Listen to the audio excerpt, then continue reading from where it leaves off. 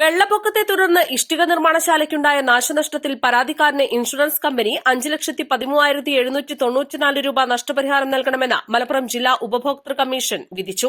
2019 August മാസത്തിലുണ്ടായ വെള്ളപ്പൊക്കത്തിൽ പരാതിക്കാരുടെ നിലമ്പൂർ ചന്തക്കുന്നിലുള്ള ഇഷ്ടിക നിർമ്മാണശാലയ്ക്കുണ്ടായ വലിയ തോതിലുള്ള നാശനഷ്ടവുമായി ബന്ധപ്പെട്ട പരാതിയിലാണ് ഉത്തരവ്.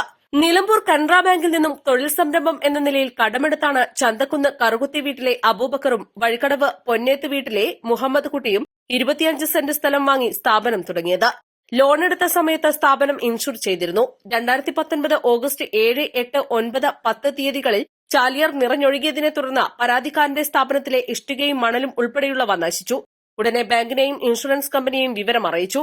ഇൻഷുറൻസ് സർവേയുടെ പരിശോധനയിൽ 12,45,495 രൂപയുടെ നഷ്ടം കണക്കാക്കി. എന്നാൽ സുരക്ഷിതമായി സൂക്ഷിച്ച വസ്തുക്കൾക്ക് ഇൻഷുറൻസ് ആനുകൂല്യം നൽകാനാകൂ എന്നും തുറന്ന സ്ഥലത്തെ വസ്തുക്കൾക്ക് ഇൻഷുറൻസ് നൽകാനാവില്ലെന്നും അതുപ്രകാരം 82,696 രൂപ നൽകാനേ ഇൻഷുറൻസ് കമ്പനിക്ക് കഴിയൂ എന്നും കമ്പനി അറിയിക്കുകയായിരുന്നു. ഇതേ തുടർന്നാണ് പരാതിക്കാരൻ ജില്ലാ ഉപഭോക്തൃ കമ്മീഷനിൽ പരാതി സമർപ്പിച്ചത്.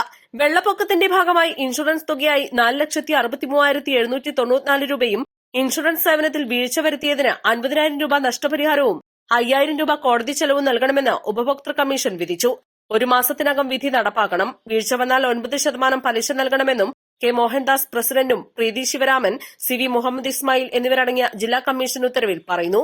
East live Malappuram.